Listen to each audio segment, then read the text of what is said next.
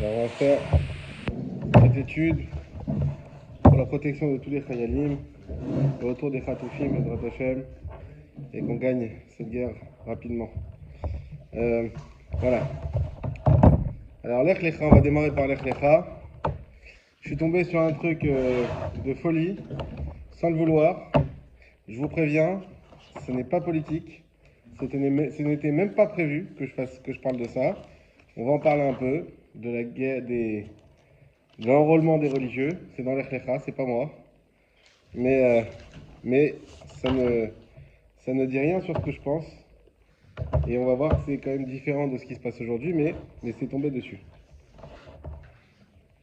Alors, je vous ai pas mis j'ai pas mis dans les papiers les références du Chumash pour pas faire trop long parce qu'il y a tout un pérec pratiquement. Le pérec Tedvav. Voilà. Donc, voilà. Yudalet et Tedvav. Salut David. Alors, qu'est-ce qu'on voit dans la paracha? Lech Lecha. Donc, Abraham Avinu.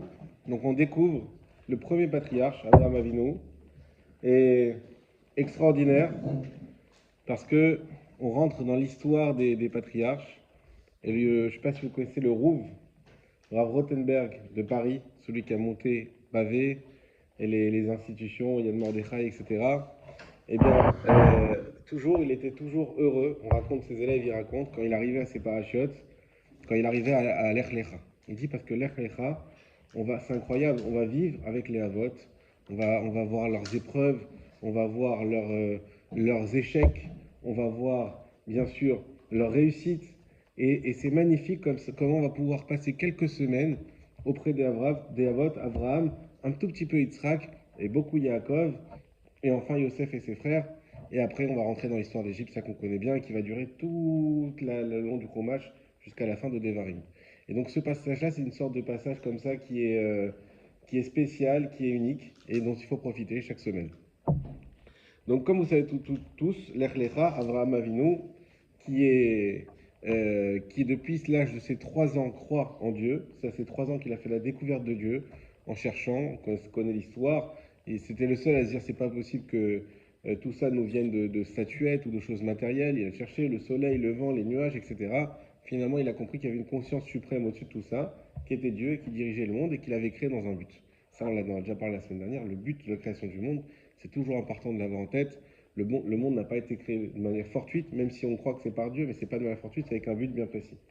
Et donc Abraham, il fait cette découverte, et un jour Dieu lui parle, parce qu'il faut savoir qu'il est resté pendant de nombreuses années, des dizaines et dizaines d'années, sans même avoir une seule preuve de ce qu'il avançait. Il priait, mais sans avoir, pas comme nous, on a des preuves, on a des histoires, on a quelque chose. Et un jour Dieu lui a répondu, et il lui a dit, Lech Lecha, va pour toi, comme on sait très bien, il fait son alia, et Abraham, il est très heureux, il répond bien entendu présent, il accepte avec grande émouna ce que Dieu lui demande. Et pourquoi il va lui falloir beaucoup d'émouna? Parce que Dieu lui dit, va dans ce pays que je donnerai à tes enfants, etc. Il y va, et puis qu'est-ce qu'il trouve? Une famine. Et finalement, il est obligé de partir en Égypte. Là-bas, on veut lui prendre sa femme. Il part, il fait tout ça avec Lot, son neveu. Finalement, d'Égypte, il ressort immensément riche, parce que Paro, pour s'excuser, comme vous savez que Paro a été affligé de lèpre quand il a voulu avoir l'intention de se marier avec Sarai, à l'époque, qu'il avait fait passer pour sa sœur, on connaît aussi cette histoire, et il a été affligé de lèpre, finalement, il l'a libéré, il lui a donné, il lui a d'ailleurs même donné sa fille, Agar, qui est la fille de Paro, donc qui a dit je préfère être servante chez Abraham que princesse en Égypte. Donc on voit aussi la grandeur de Hagar qui a sacrifié sa vie pour le bien, parce qu'Abraham représentait le bien tout simplement, le chesed, l'amour de l'autre, l'amour de Dieu avant tout aussi. Et donc elle a vu ça, elle a dit je préfère être esclave chez toi, elle est devenue l'esclave d'Abraham effectivement. Et ils partent, ils refont chemin inverse. Et à ce moment-là, avec Lot, ça se passe pas bien. Et c'est là où on va commencer un petit peu à freiner, à voir ce qui se passe. Avec Lot, ça se passe pas bien, Lot son neveu. Qu'est-ce qui se passe?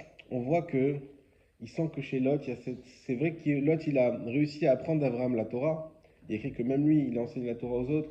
Il a appris le chesed, mais il avait ce qu'on appelle chemdat mammon.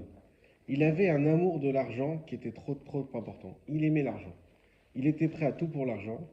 Et ça, Abraham, il en avait très peur. Pourquoi? Pourtant, Abraham, on sait qu'il côtoyait tout le monde, puisque justement, il prenait les pires malfrats, il les accueillait chez lui, il leur apprenait les bonnes midotes, la Torah, et même il allait jusqu'à les convertir. Mais qu'est-ce qui s'est passé avec Lot? Lot, c'était un proche. Et un proche, c'est toujours plus compliqué, et c'est toujours plus dangereux, parce qu'un proche, il peut lui aussi t'influencer. Et Abraham, il a essayé, mais il a vu que ça marchait pas avec Lot, je lui ai dit, écoute, on est obligé de se séparer, on reste comme des frères, Témon c'est son neveu, je t'aimerai toujours, mais je vois qu'ensemble ça marche pas bien. La fameuse histoire avec les bergers de Lot qui allaient un peu partout et ceux d'Abraham qui se canalisaient là où c'était permis, qui disaient mais ça donnait des mauvaises, quand même, un mauvais renom à Abraham. Donc il a dit, écoute, va où tu vas à droite, je vais à gauche, tu vas à la gauche, je vais à droite, on se met, tu choisis. Et bien sûr, l'autre, qu'est-ce qu'il choisit? Il choisit la capitale financière. Il choisit quoi?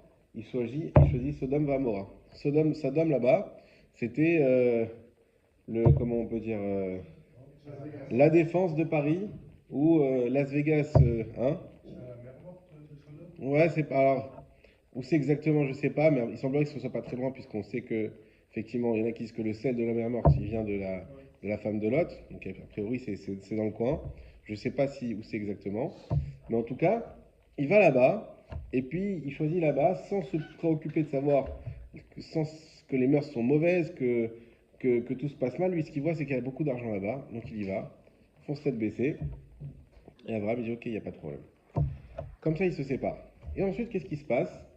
Il se passe qu'il y a une guerre. Il y avait un roi qui s'appelait Kedorlaomer, qui avait à l'époque, comme on devenait roi, c'était roi d'une petite peuplade, puisqu'il n'était pas énormément sur terre. Et le roi avait des seigneurs assujettis qui lui versaient des taxes et qui étaient des petits rois.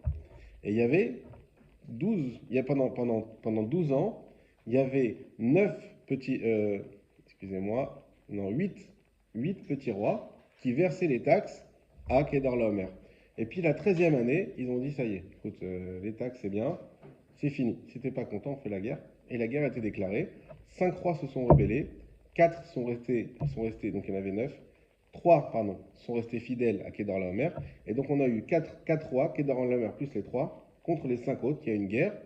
Et parmi ces 5, il y avait Sédom, le roi de Sédom. Et ils ont perdu, les 5.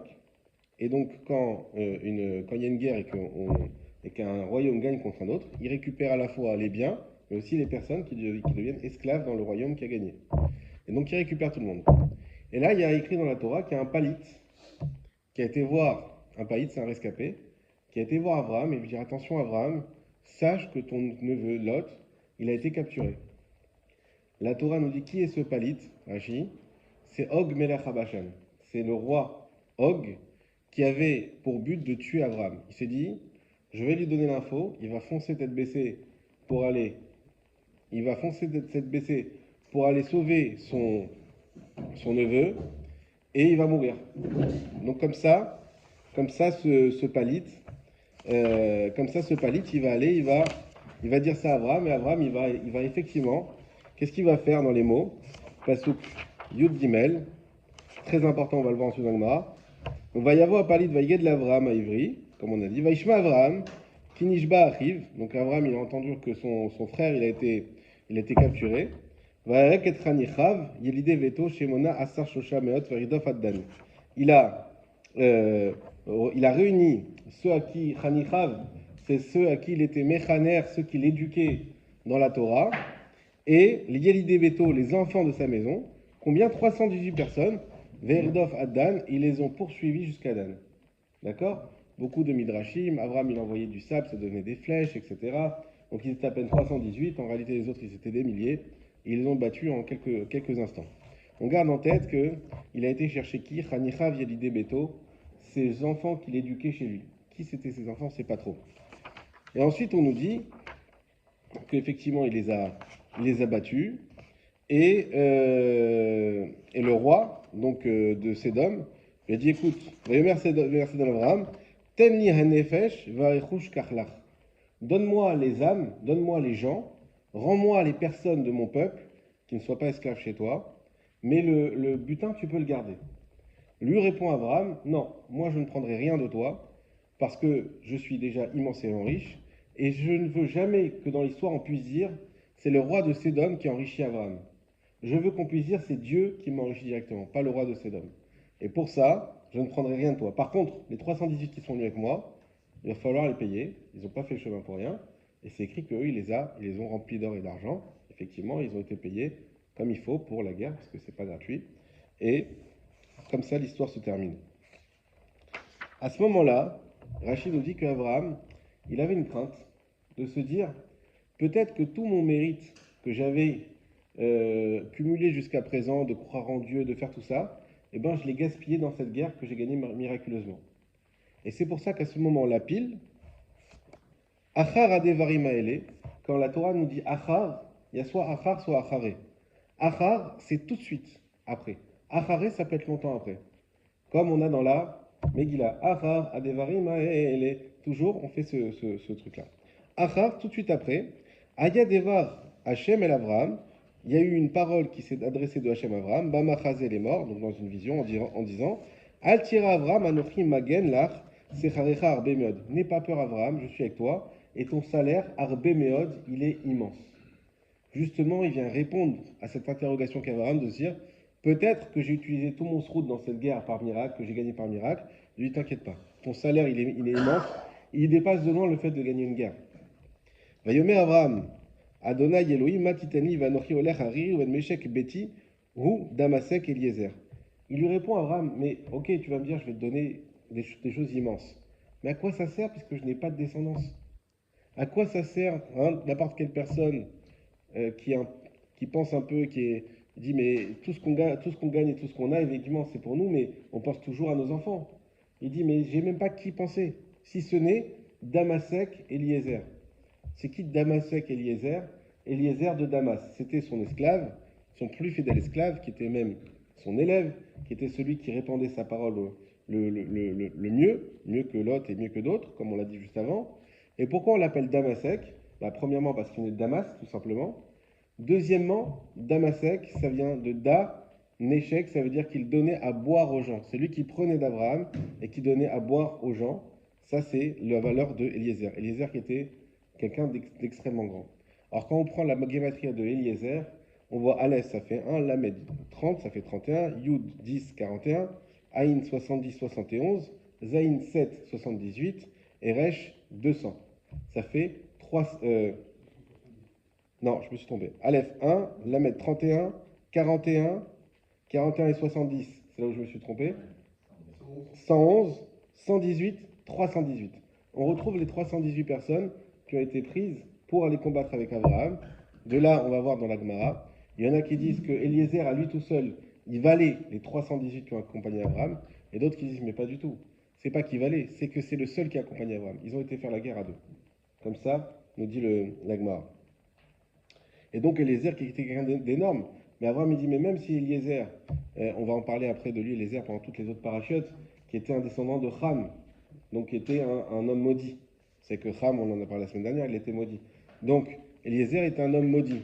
Et pour ça, il ne pouvait pas marier, il avait une fille qu'il ne pouvait pas marier avec Yitzhak. Et on connaît toute l'histoire, on en reparlera si Dieu veut la semaine prochaine. Mais en tout cas, malgré tout, Eliezer n'est pas quelqu'un qui s'est dit on peut apprendre quelque chose d'énorme de lui. Même s'il était maudit, même il savait qu'il n'avait pas accès à une certaine Kedusha, malgré tout, il s'est battu toute sa vie pour faire le mieux possible. Tout en sachant que c'était impossible. Et à la fin de sa vie, la malédiction va se transformer en bracha. Il va mériter d'être béni tout comme Abraham et d'avoir la même stature qu'Abraham. Donc ça, c'est Eliezer. Mais malgré tout, c'est pas son fils. Donc il dit, moi, j'ai rien d'autre qu'Eliezer. À qui? Ok, tu vas me donner une fortune, mais à quoi ça sert? Qu'est-ce qu'il répond? Hachem, Vayomer, Henli, Lotazara, Vine ben Betirja, Vine deva Adna yelav les morts, Lo ira shechaze. C'est pas lui qui va hériter de toi.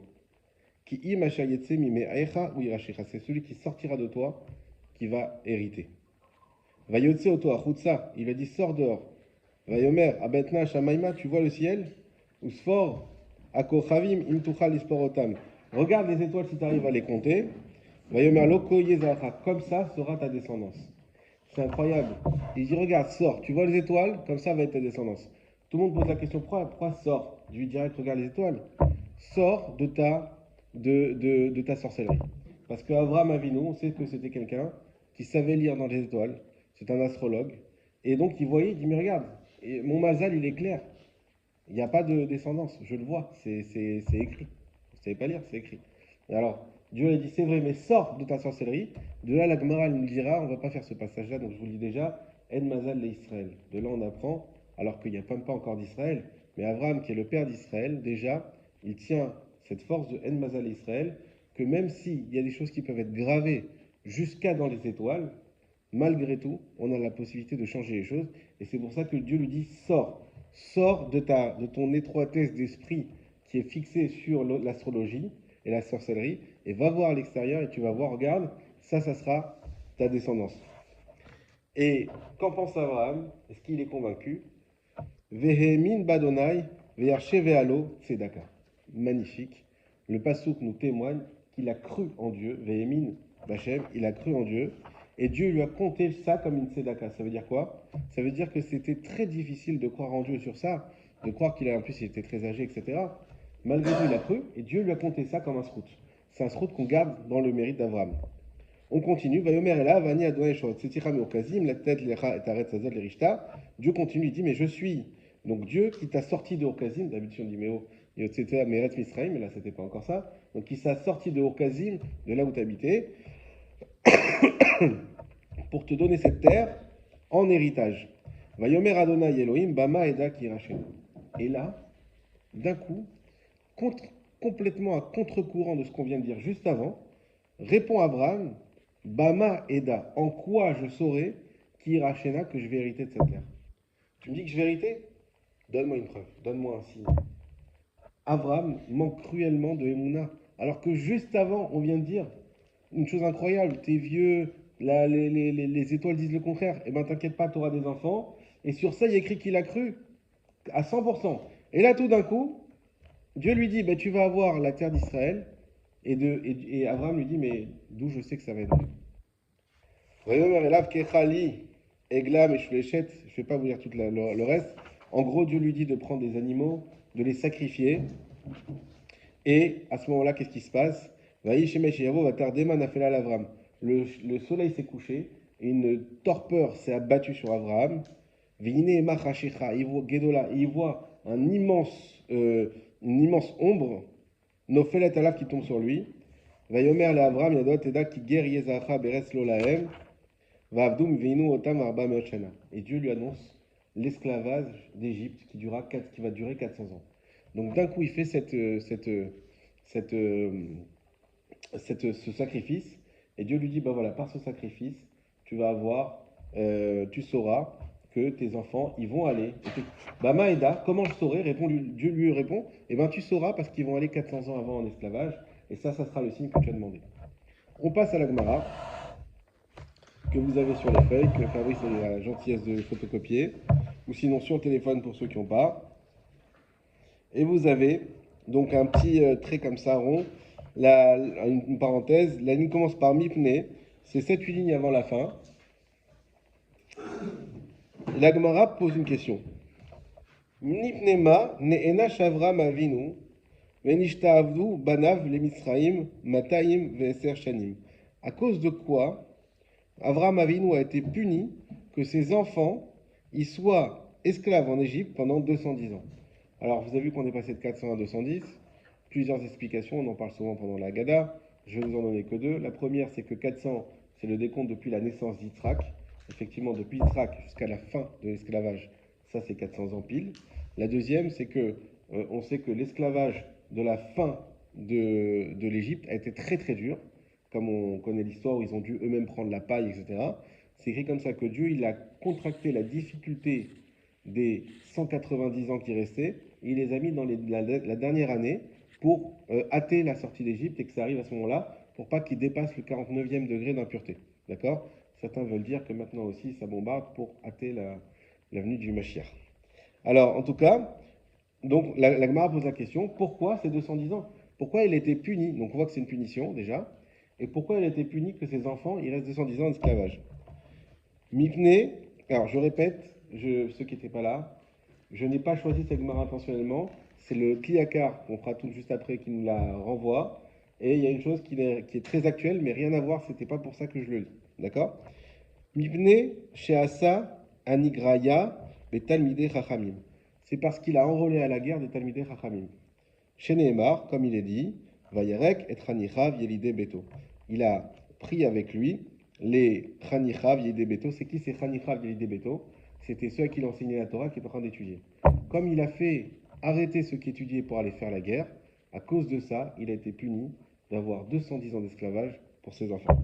Sans commentaire. Ou Shmuel Amar, et Shmuel il a dit, Mipne, encore une fois, tu fais un petit commentaire quand même, le parallèle avec aujourd'hui n'a rien à voir. Aujourd'hui, c'est pour sauver la terre d'Israël, si on en a besoin. Et comme on voit dans les rois que les Chachamim, c'était les premiers, quand on voit à l'époque de David et d'autres, à faire la guerre aussi. Donc, c'est pas une preuve non plus.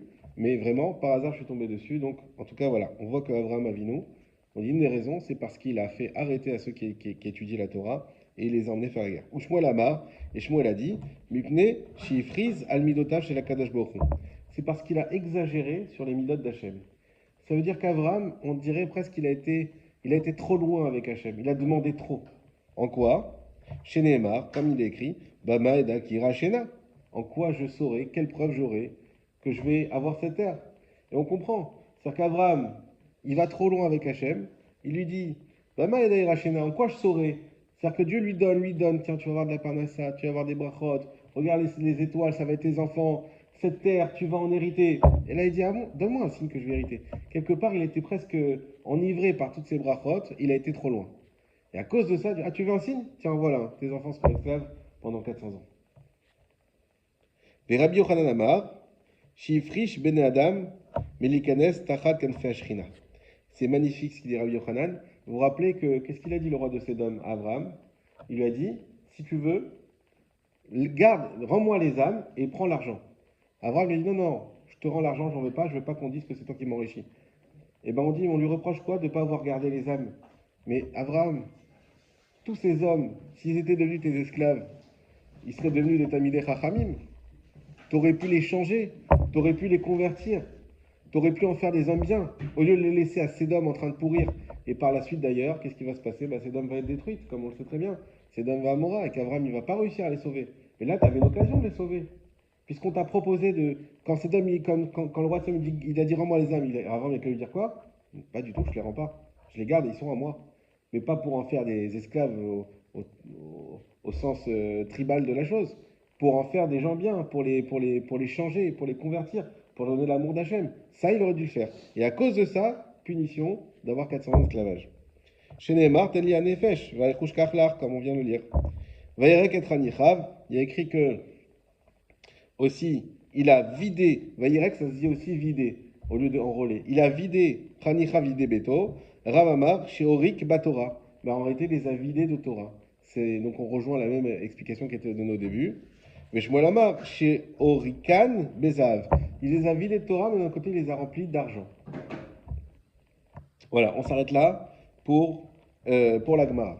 Maintenant, on va faire je suis désolé, vraiment un peu vite, mais parce que le temps est très court et je veux absolument tout vous dire. Et après, on a un autre sujet intéressant de halakha aussi. Le Kliakar, vous l'avez aussi en... Alors avant le Kliakar, on va faire Rashi.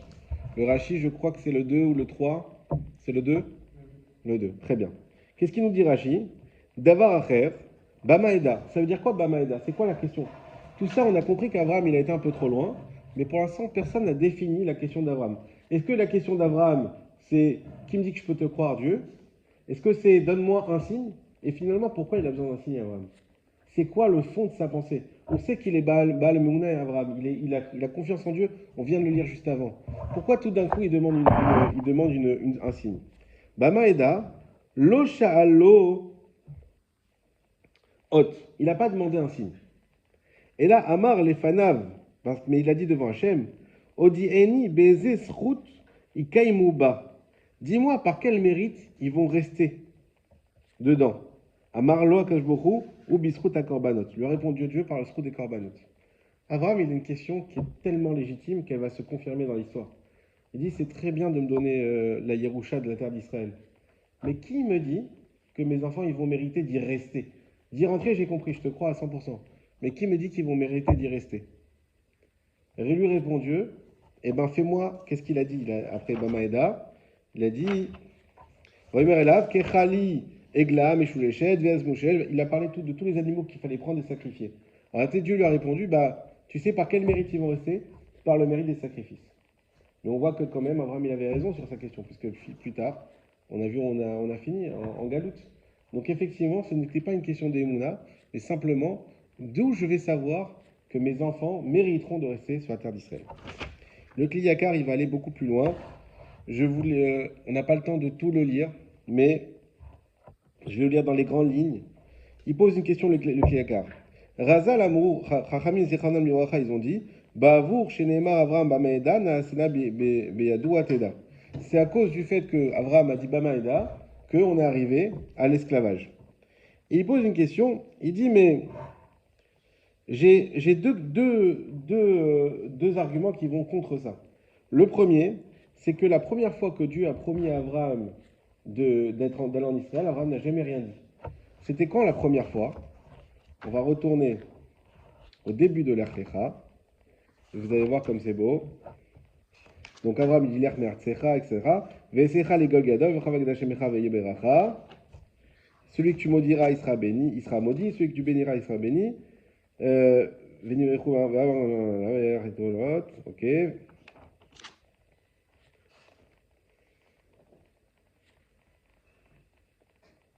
Donc ensuite, Abraham, il arrive en Reskenaan. Voilà. Vayera Hashem, El Abraham, donc Dieu il dit à Abraham, Vayomer, les Aracha eten et Aretz Hazot. À ta descendance, je donnerai cette terre-là. Vayiven Shem Isbeach Hashem, Anire Elav, et Abraham, qu'est-ce qu'il a fait? Il a fait un Misbeach parce que Dieu lui est apparu. Et pourquoi là il dit pas Bamaeda? La question du Kliyakar. Bah, il dit Bamaeda. Pourquoi t'attends plus tard pour dire ça? Première question. Deuxième question du Kliyakar, il dit qu'est-ce qui est plus grand comme miracle? Que Abraham il ait des enfants, ou alors qu'un jour sa descendance conquiert la terre d'Israël. Il dit ben, le plus grand miracle c'est qu'il ait des enfants. Parce que ça c'était génétiquement impossible, il était vieux, astrologiquement impossible, donc c'était fini. Et pourtant, il n'a pas dit Bamaeda que j'aurai des enfants. Pourquoi il dit Bamaeda ici sur la terre d'Israël? Le Kliyakar nous répond en disant la chose suivante. Il y a dans les mots une très grande différence entre cette promesse, la promesse qui est ici, et la promesse qui est là. Là, qu'est-ce qu'il dit Dieu? Les achats éteignent à ta descendance, je donnerai cette terre. Donnerai cette terre. Et là, qu'est-ce qu'il dit? Et à les rishta. Je te donnerai en tant qu'héritage. Là-bas, je donnerai, ici, en tant qu'héritage. Abraham va avoir un raisonnement très simple. Moi, si tu me dis que tu me la donnes, il n'y a aucune question. Puisque donner, c'est donner. Reprendre, voilà. Donc, si tu me dis que tu me la donnes, je sais que tout t'appartient. Et donc, si tu me la donnes, tu me la donnes. Mais si tu me la donnes en héritage, qui me dit que tu ne feras pas hériter quelqu'un d'autre, comme tu es d'ailleurs en train de le faire? Puisque là, à l'heure actuelle, tu as déjà donné en héritage à d'autres. Kenaani, Avéapérizi, Vaïvoussi, tous ces peuples-là qui habitaient en Israël. Dieu leur avait donné un héritage. Et d'ailleurs, c'est ce qu'il va lui dire par la suite, Dieu. Il va lui dire, ces peuples, ils fautent actuellement, ils vont continuer à fauter jusqu'à qu'ils arrivent au summum de la faute. Et là, tes enfants, ils vont arriver, ils vont conquérir la terre, parce qu'ils ne mériteront plus, les autres, d'être là. Donc Dieu lui dit, bah si tu me fais hériter, qui me dit que tu ne feras pas hériter quelqu'un d'autre finalement plus tard? Encore une fois, ça rejoint Rachid à cause des fautes qu'on a fait. Ça, c'est la première chose. Et comment lui a répondu Dieu à ça? Dieu lui a répondu à ça, regardez comme c'est beau, avec les corbanotes. Quel rapport avec les corbanotes? Il a dit comme ça. De la même manière que Aaron, je l'ai fait hériter de la Keuna, et que j'ai dit que c'était réservé pour lui, de la même manière, la terre d'Israël, une fois qu'elle sera réservée pour tes enfants, elle sera réservée à vie. Et c'est pour ça que juste après, Hachem lui demande des corbanotes. Il dit ces corbanotes-là, ça fait référence à Aaron, qui plus tard sera celui qu'on remettra en cause avec l'histoire de Korach, qui a voulu tout remettre en cause avec Aaron. Et moi, une fois que j'ai donné cet héritage à Aaron, je ne l'ai plus enlevé. Et bien, de la même manière pour ton peuple, pour tes enfants, quand je leur donnais ça en héritage, je ne l'enlèverai plus. Ça, euh, voilà, ça c'est le Kliyakar. Bon, vous pouvez le faire dans les mots, vous avez le texte. Ce qui est en souligné, c'est surtout les questions et les réponses les plus essentielles. Mais en tout cas, voilà, on voit cette promesse qu'a fait Hachem, et qu'en réalité, on peut lire, lorsqu'on dit qu'Abraham a manqué d'Emouna, du Chas v'Shalom. Abraham n'a pas manqué d'Emouna, on comprend maintenant beaucoup mieux sa question. Mais malgré tout, on dit, ah oui, mais c'est bien écrit dans la Gemara qu'à cause de ça, on a eu l'esclavage, on peut pas c'est écrit. Malgré tout, Abraham n'aurait pas dû questionner sur ça. Même s'il avait de quoi, il n'aurait pas dû questionner sur ça, il aurait dû accepter à 100%. Et s'il n'avait pas fait, alors il y aurait eu un autre parcours qui aurait été choisi pour le clan Israël. Voilà, ça c'était pour la paracha. Maintenant, on va parler, je sais que vous avez dit qu'on parlait du Birkat, mais là on a un événement qui arrive